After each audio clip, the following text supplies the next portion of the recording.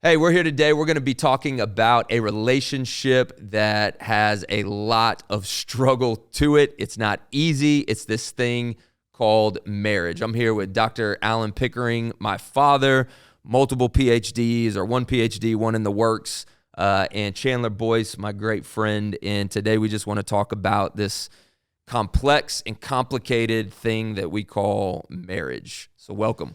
Yeah, thank you, Landon, for having me. You know, the first thing I want to say right off the bat is that marriage is one of the most difficult relationships on the earth. You have what we call level 1 relationships and level 2 relationships. Level 1 relationships are with people out there, Tom, Dick, and Harry, Mo, Larry, and Curly, and with friendships, right? Shout out Three Stooges. 85% of people are good on the level 1, but level 2 is a whole different level of relationship. It's with a spouse and it's also with family. But only about 37% of people would be considered good on a level 2 relationship. And the reason is because it's just different levels of how we relate to people. Like level 1 is like junior high ball. A lot of people can play junior high ball. But level 2 is like NCAA pro ball. And it takes a lot to be able to play on a level 2. And so, you know, we go into a marriage and we think because we're good on level 2, we're going to be able to really do very well on level 1, on level 2 relationships. Because we're good on level 1, we think we're going to do good on level 2, but that's not the case. We underestimate our ability. So do you think a lot of people jump into marriages like with blinders on? They're deceived at what marriage is actually going to be. Man, Eros blinds us in relationships. So talk about that, because you've got how many years of experience counseling couples? Well, about 35, 40 years. Almost 40 years of counseling people in marriage. How many people do you think that you've counseled in that time?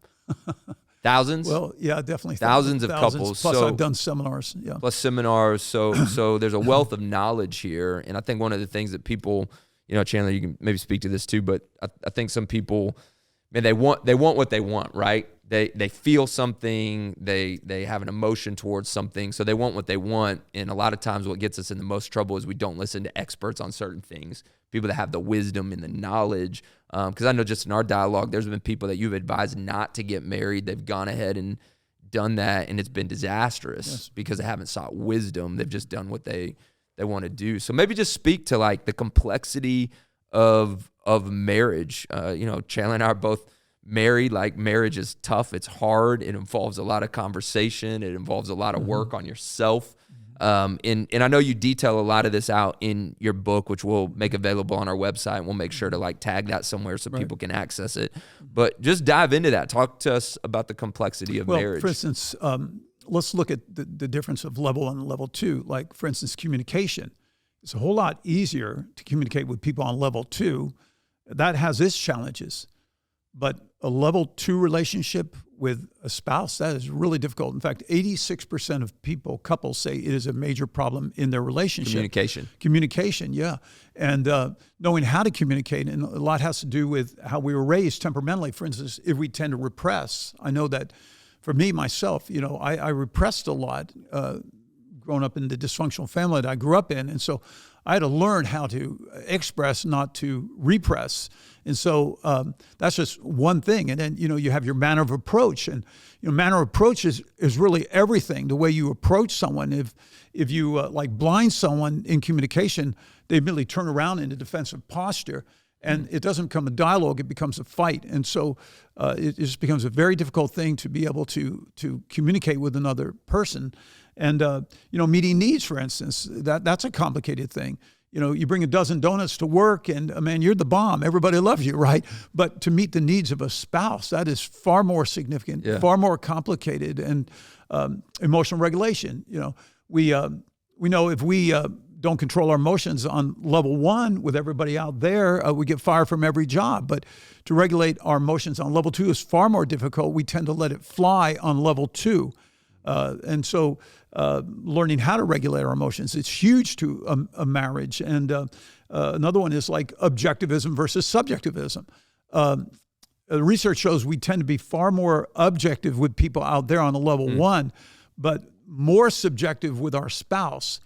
And so we become more emotional because we're more subjective on level 2. But and again, how we're raised has a lot to do with this. For instance, if we are yelled at, screamed at, mistreated, we become very amygdala driven, and so that in our communication, you see, we're very emotional because we've gotten used to that kind of connectivity with adults when we're growing up. And so when we get married, we tend to be very amygdala driven, which doesn't allow us to be objective. And so people have to learn to tap down. What is what'd you say? The amygdala is in the limbic system, the emotional brain, and it's generally for fight or flight, right? Okay. And so when we're yelled at and screamed at or mistreated in any way, we get used to using the amygdala, fight or flight, and also can create freeze. So fight, fright, and then also freeze, where we freeze. And so learning how to have healthy dialogue with someone is a challenge, especially if we become amygdala driven and not prefrontal cortex or rationally driven. So we need to deal with issues in a rational brain. And again, I'm a fellow struggler like anybody. I just grew up in a very emotional household, and I became more amygdala driven than prefrontal cortex, rational brain driven.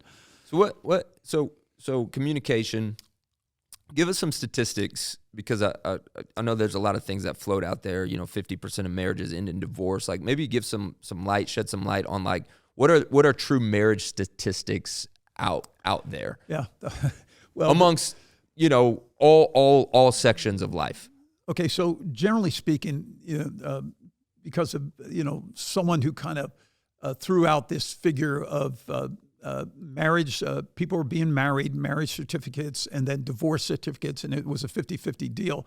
But Feldman, a researcher, says that actually the real statistic is about 23% of marriages are ending in divorce. So that's good news. That's better news than 50% of marriages, because that's what you hear everywhere, right? Well, it's even better with the more educated. I'm sorry, Chandler. I thought it was more like closer to 60%. Well, again, there's debate. There, like 64% is another figure, and actually, there's some government studies that actually push in that direction to 64%. But really, there's so much to this statistically analyzing this, because it depends on like how long you've been married, and if you take newly married, certainly, and the first 5 years, you're not going to have very many divorces during that era. But if you look at the longevity of things, then that tends to shift things statistically. But so what would for you more say educated, just let me say this one thing. For the more educated, they found that there's less divorce rate, because they're very rational brain oriented, analyzing this thing and thinking it through before they get married. And so age, there's right, a higher. too. Like, I've read some stats, like the older a couple is when you get married, the percentage, like, when you get married, 20 or 21 and under, the divorce rate is very high. But if 25, it's lower. 30, it's lower. Very good, Chandler. And let me tell you why that is. Because when you get married, and eros is what brings it together. Passion, attraction, eros, passion, attraction, chemistry. In fact, some say that's nature's deception upon us, to get us married and start having children, right? So, you get married and, this feels so good. Hey, let's build together. So you enter into the first phase of a building phase, raising kids, right? And but then after the kids are gone, what do you do with that? Yeah. And a lot of couples discover is we don't have anything in common. The children is what we had in common, raising a family, gaining prosperity. And so then when you get to this second phase and the kids are out, this is a phase that has to be deliberately cultivated. And that's your second phase of growth for the relationship, where you find a new thing to do as a couple.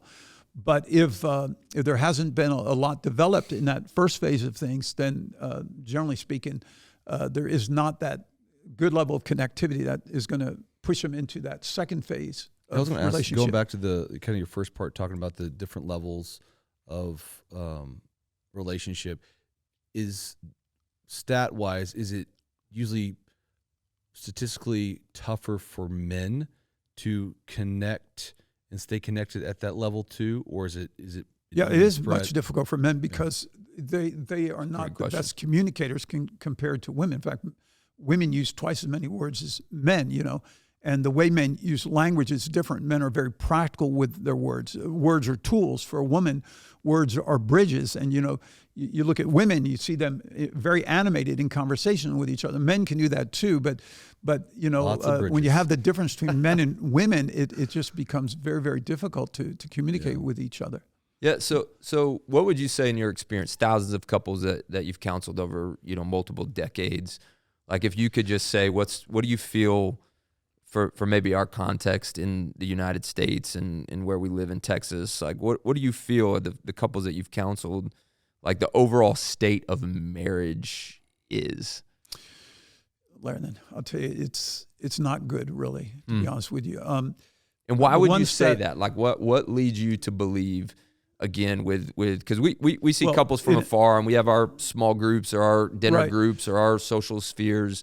And so we see most people, I would believe that we see most people on a surface level. Mm-hmm. But when they come into the counseling office, like you're getting to see the layers pulled back, the depths of the carnage that has maybe happened in relationships.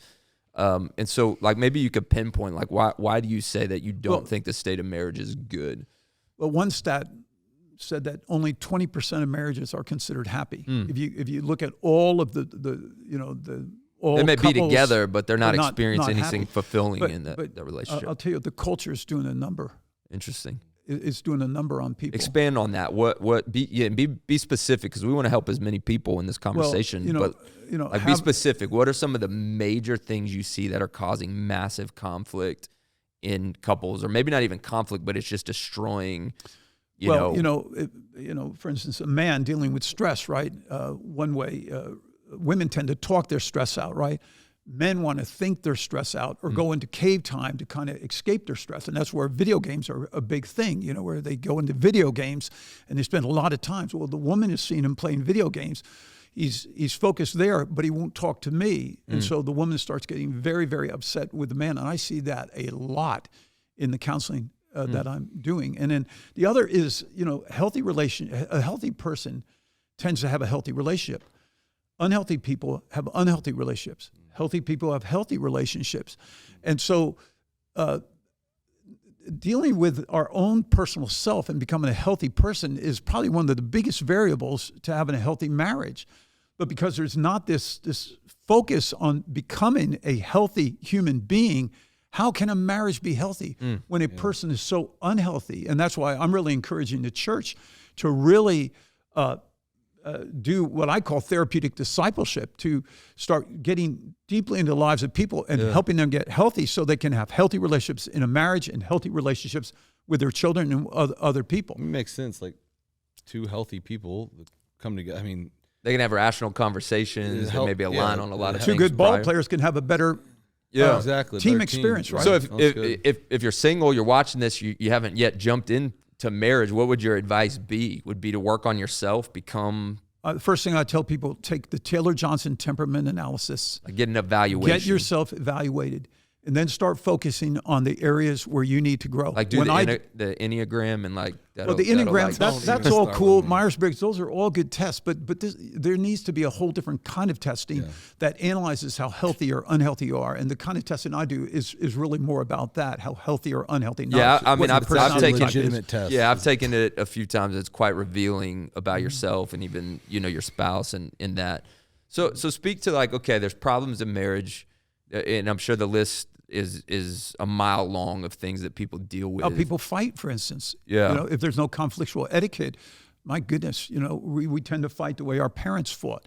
And so people have to learn how to have a good fight with their spouse. So what would you say like are the things that people need to do? So if somebody finds themselves in a marriage right now, they don't feel happy, and happy's maybe not the best word to use for that, but they just don't feel fulfilled, or there is a lot of conflict. And again, there's a plethora of different scenarios that could play out. Like if you could give some steps or some guidance to people in their marriage to say, hey, these are fundamental things. In my thousands of couples that I've counseled, these are fundamental things that would be maybe universal to every couple, that if you will start to do these things, you will begin. I heard you say one time that if a couple will really like fight in their marriage, not fight together, but fight for their marriage for 5 to 7 years or something like the other side of that, battling together, the marital satisfaction like skyrockets or something like that. But maybe if you got to work through, the tough stuff. And once you work through that tough stuff, then you can start experiencing a great season in that relationship. But you still need to be vigilant all those years. Yeah. So I think you would say, like, if you're not married,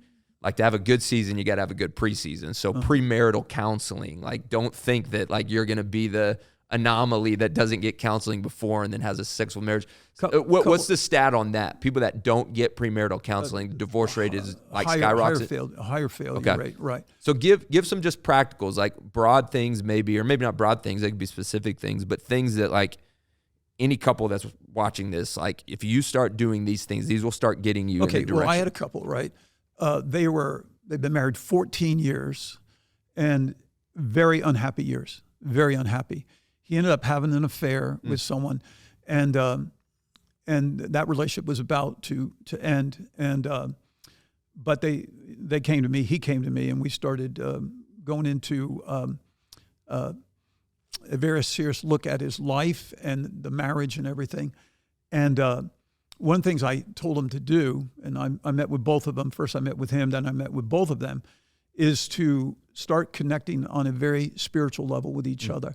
And I had him do a marriage mantra.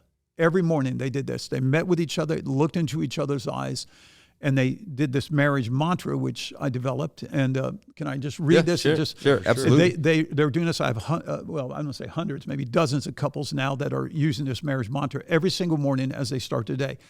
We begin this day acknowledging that we will walk in the Spirit, be open to God's use of our life, and encourage each other in this spiritual journey we are on together. We commit to live joyfully in the mandates of our covenant. We will live radically in the present, love each other deeply, avoid anything that would damage our relationship, and debrief with each other on a daily basis. I'm grateful that you are my spouse, and together we will make a difference in this world. Amen. And can you imagine the power of that? Yeah. Every day, looking in each other's eyes and saying that.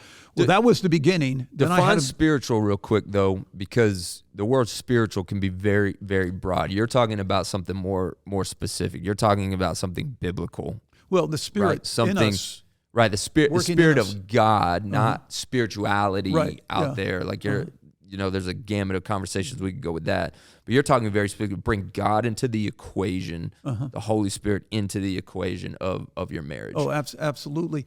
And this couple, by the way, they started doing this every morning. They did the 5 A's, which is an approach that you take with each other. Then they started having huddle time every day.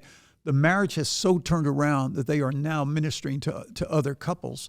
So even if a marriage is not good, there can be a revitalization of that relationship, and that relationship, through its tough times, can be quite a witness to others. And because people can do remarkable ministry through their suffering. Their trials can actually shape them in such a way that they have a profound effect on other people that they're ministering to. And so I encourage couples to get a marriage counselor, someone who is biblically oriented, because the secular answers don't work very well with people, but it's the biblical approaches that are the best. And I would encourage couples to find a spiritual biblical counselor, and then start connecting with each other on these ways that I just mentioned. Yeah, and just to emphasize this for anybody that's tuning in, the reason you say that biblical counseling and biblical approach to a marriage is because God is the one that actually created marriage, and the Creator knows how it works best. And I know that's a whole nother like direction we could go in the conversation. If God's not in the equation, the formula will not work. Yeah, because marriage really is a reflection of, in so many ways, it's our closest earthly relationship that we will have that reflects the Trinity, right? The intimacy that God experiences within Himself. Speak to that a little bit, because you mentioned something, right? You said in that this covenant relationship. Where do you think that plays a factor in the way marriage is operating? Because people get into a marriage, again, like on emotions and all sorts of other things. But like Speak a little bit about covenant relationship, because that is what God wants with his people, covenant relationship. And that is why marriage was created, to display this covenant type relationship. So talk about that a little bit, because I think that's significant. It's more than an I do promise. There's right. More than a contract. How many people do you think enter into marriage with that covenant mindset? Very few. Not very many. Very little. It's more of like, hey, yeah. I'm making a commitment. I'm making a promise. Yeah, and but if it doesn't work, I can get out of it. Right. That's right. Yeah, and a covenant is something that, it's different now. It's on a different level. It's before God Almighty, and you realize that within this relationship, it's not just contractual. It's not contractual. It is more than contractual. It is beyond contractual, because something very profound is happening to you in a covenant connection with somebody, that God's at work. And who is it who said that what if marriage is not so much for your happiness as it is for your holiness, and that there's something at work in this covenant relationship before God Almighty, and you're transformed in the experience. And so there are these transformational effects that we have to be open to. I know when I married your mother, boy, oh boy, I was not a healthy human being, Landon, but we did enter into a covenant. Y'all made it. How long have y'all been married now? 43 years. 43 years. And that's right. But we were in a covenant. Probably calculate that off of my age. But, yeah, we it wasn't there wasn't the option to just kind of wrap it up. We just hung in there, and God was doing something in my life, in your mother's life, and transforming us. Yeah, it's great. It's good. What factor do kids play in a marriage? Oh, it's a big one. You have we call them the big 8. These are called the 8 major conflict items: household, sex, money. Where do these rank? Stress, Probably job. Different for men and women. Yes. Yeah. Well, I actually in my Social book, media. Social media. Yeah. How much? That's a topic. Social media is social media is affecting part of marriage is big Top time. 1 of 4 now. Yeah. Here are the ones. You've got affection and sex. You have finances. You have children, parenting, household tasks, divisions of labor, social activities, which involves social media, recreation, how you spend time together. Family, that is your relationships with extended family, in-law relationships, friends, opposite gender relationships, work, job, stress, spirituality, church morality, and health. And then there's others, like pets could be also one of those, but that would be included in the household. Are you a dog person or a cat person? Fish. Yeah, that can become quite a Let's keep a battle. My brother's relationship. They just got a rabbit, so we'll see. We're praying for them now. Those items, if those conflictual items are not solved before a marriage, those items become bigger and bigger and bigger and bigger. So it's better to look at these eyes wide open and say, what are we going to do about this stuff, right? If there's a difference, then you've got to solve these things. Yeah. You've got to make sure. And so I'm big on having couples actually write a rule book. I mean, what ball team would go into the professional season without a playbook, a rule book, right? Yeah.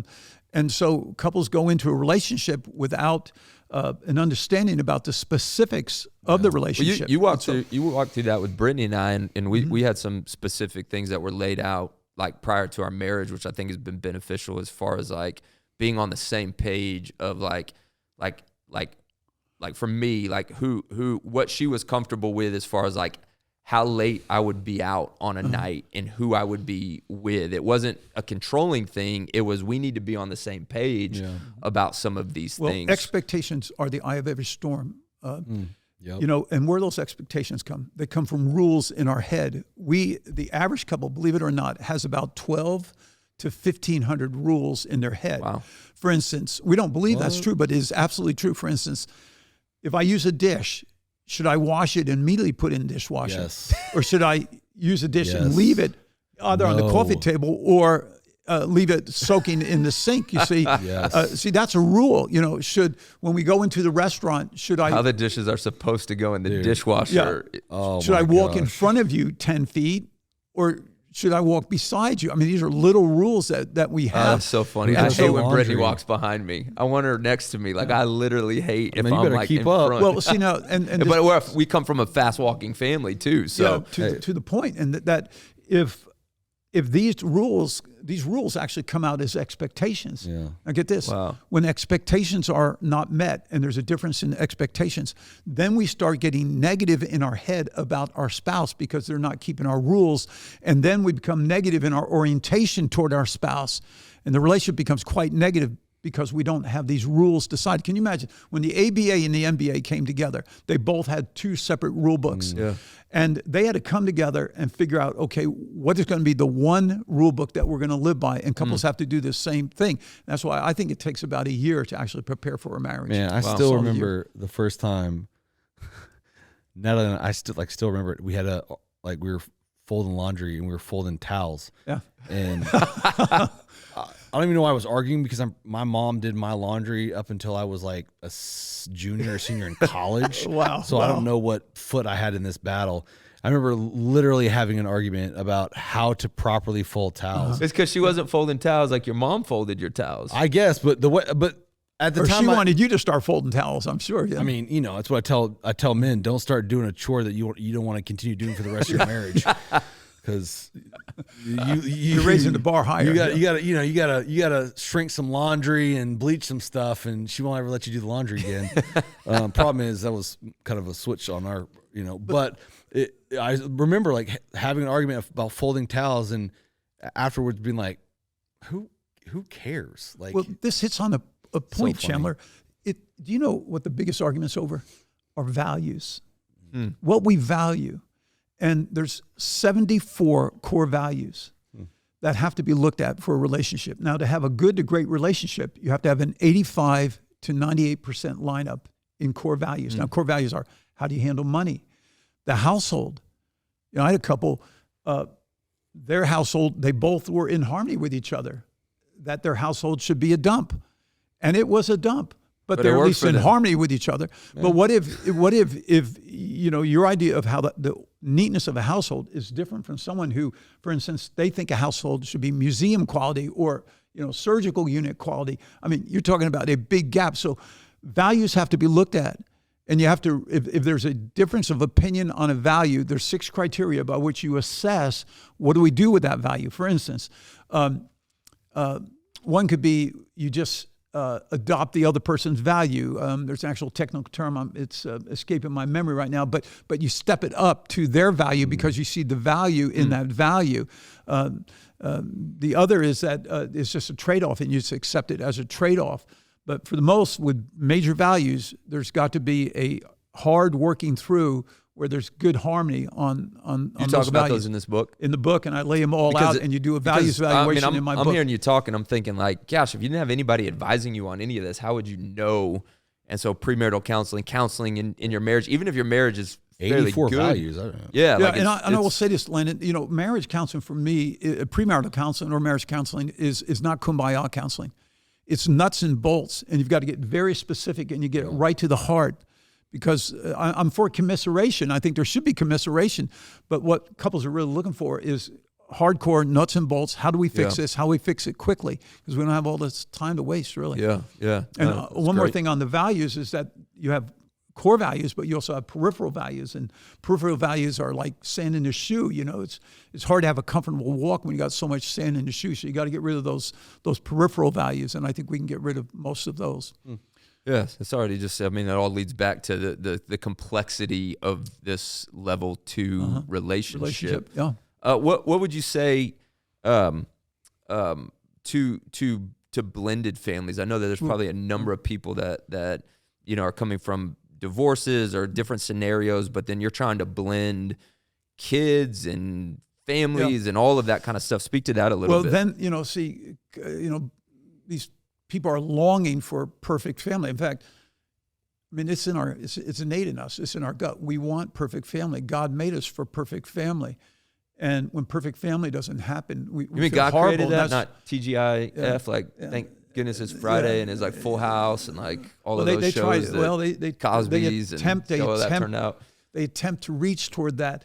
But the thing is that there's this yearning to have perfect family, blended family. Let's have one happy, big, blended family. But there's a lot of preparation that has to be. It's like pulling different teams from different backgrounds together. Yeah. I mean, it becomes very, very complex. And I think a blended family needs about a year of blended family counseling before they come together. Including the kids. The whole family unit on both sides. Right. And a big one is on disciplining of the children. That's huge.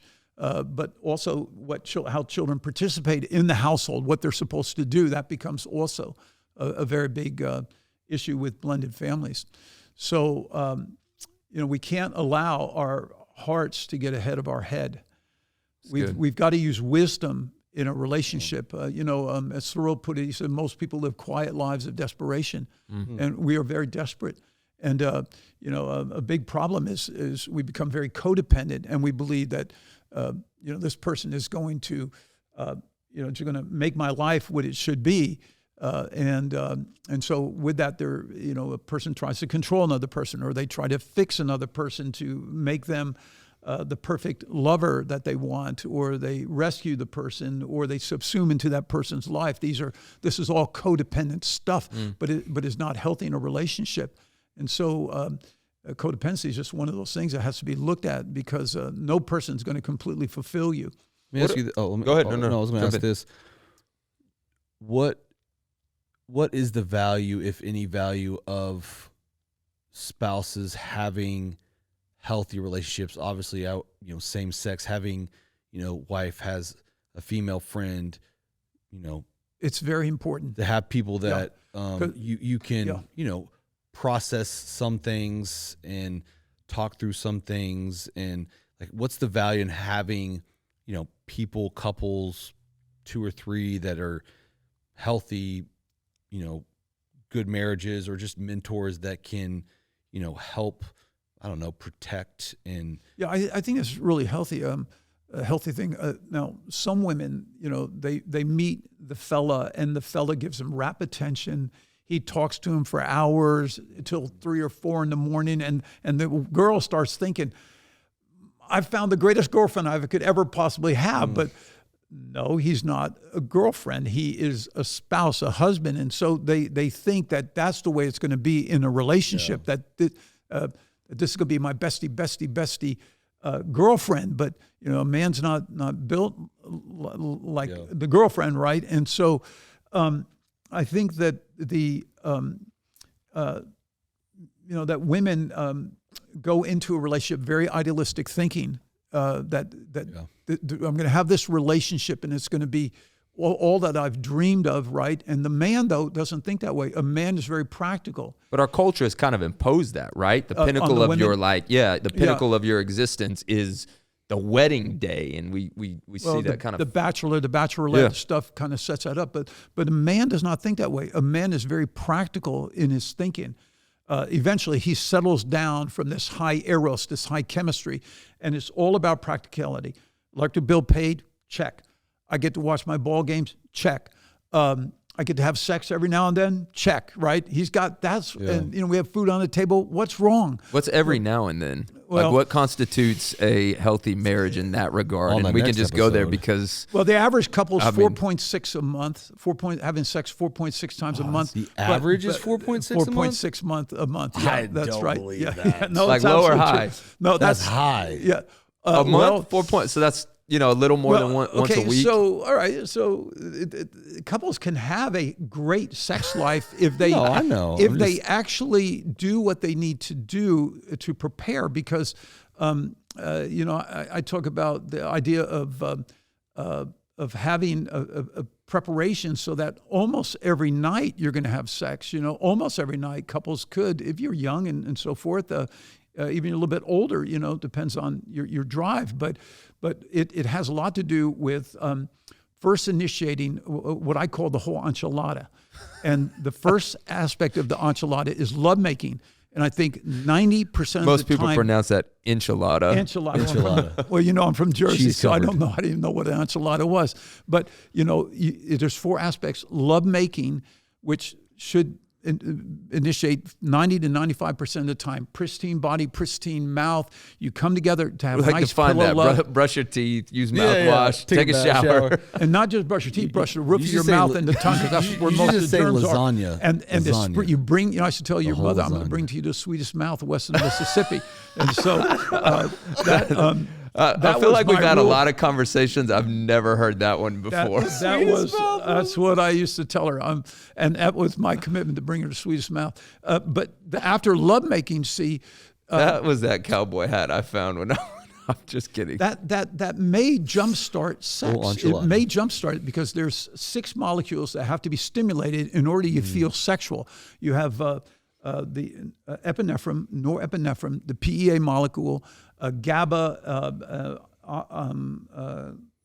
oxytocin, and then a dopamine. So it's not And simply like get in the mood. There's a lot going on to but like. see, love making in that sweet, what I call pillow love. You look into each other's eyes and it's sweet, kiss and loving, and you're clean. Your body's clean. You've taken a shower and your mouth is tasty, and you do that love making, and then that stimulates That's these the clip, 6 Stephen. major That's the clip right there. molecules. Tasty mouth. And then you feel sexual, and then you move into sexual, and then from sexual, then you move into eroticism, where you bring each other to climax, and there's rules for that. Yeah. And then afterwards is afterglow.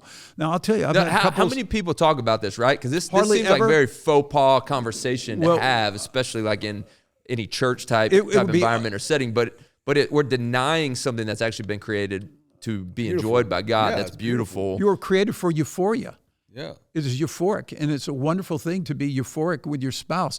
But Now, how- okay, so- I go into great detail about this in premarital counseling and of course, In the book in marriage here? counseling. Yeah, in marriage counseling. But there's another book you have too called Bold Love that I think that's for men. for That's men. more with sexual struggles. But the love book, I wrote a book called Love, Understanding Experience. But I would say if anybody's tuning in and they're as a male and you're having sexual struggles within your relationship, a lot of that might stem from porn issues and other things Yes. that, like I think you say the theology that you have of sex, sexual theology, sexual right? theology, stuff like that. So like I feel like the way that our culture is, because we don't talk about this a lot, but the struggles that men and women have in marriage concerning sex, there's probably layers upon layers upon layers that have been culturally affected by what we've been exposed to.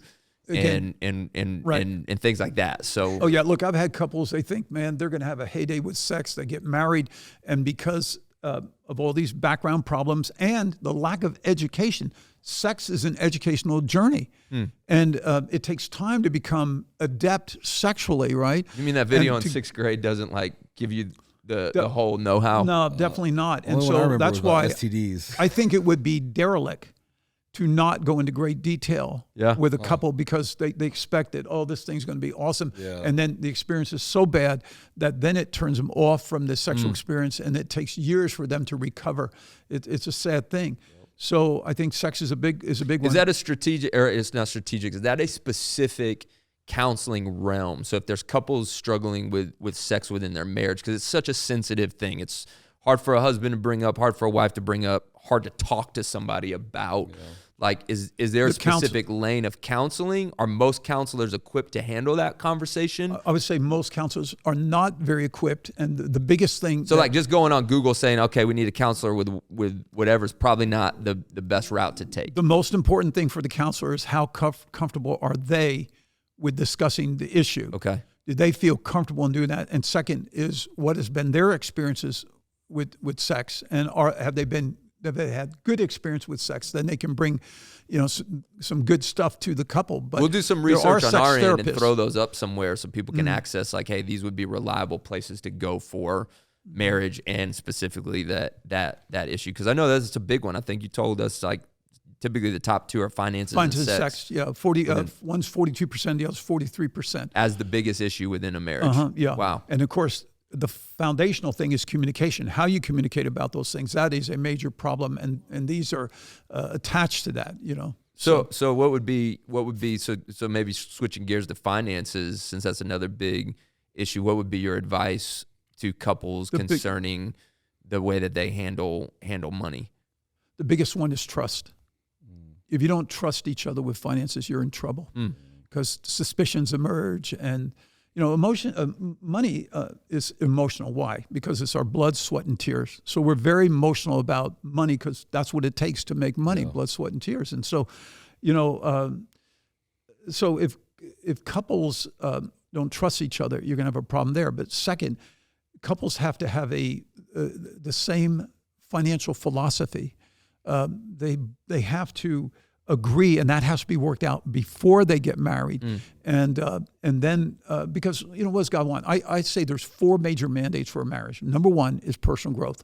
Iron sharpens iron. Are we helping each other up the mountain of life? Are we helping each other grow? 2 is prosperity. Poverty is not lauded in the Bible. Prosperity is lauded. Why? Because prosperity speaks of creativity, hard work, wisdom, right? Ingenuity. And so 2 people working in the field can produce more crops than 1 person. Yeah, you're not talking about just God just dumping money on someone. No, you got to work for it. You give and you're going to get necessarily. You're talking about the hard labor of building. And think of this, Len, a life couple, of prosperity. A couple that can build prosperity can bless so many. Yeah. They can. I had a couple that they became very prosperous, and they actually ended up buying property in South Carolina, bought a home there, eventually in Myrtle Beach. Eventually they sold that, made like $1 million. And you know what that $1 million did? Actually went into a missionary fund to fund their entire family going to a mission every single year. Wow. Every single year. So you've got growth, iron sharpens iron. You have, as the mandates, you have prosperity. Third is you build the kingdom of God together, because the relationship is more than just about you. There's a bigger purpose for the marriage, and that is spiritual. And your best chance for that happening is in the kingdom of God. So together you build the kingdom Serving of God together. in some way, right? Yeah. And then fourth is you build a heritage. And I encourage couples to not think just having children, but think 4 generations. So I wrote a book on that called Uncommon Family, about building a 4-generational family vision. And we're just about that. If my granddaughter, your daughter has a child, that would be our 4th generation. Yeah. But we've been That's very awesome. deliberate about that. That's cool. That's great. This has been insightful. This has been awesome. Yeah. I know that there's probably a million directions we could go with marriage, but Well, if people have questions, let us know in the comments. If there's other topics, questions you may have specifically, make sure and look at those, check those out, and probably let Dr. P answer those. Oh yeah, yeah, I'd love to. absolutely. Let us know, because we could circle back around. We could do this again and maybe get even more specific. Oh, there's so much. Because I don't think in one session we can cover what there is. So drop those in the comments. Subscribe if you haven't subscribed, and share this with somebody. It's good. Yep, great being with you guys. Thanks, Dr. P. Dad. Appreciate it.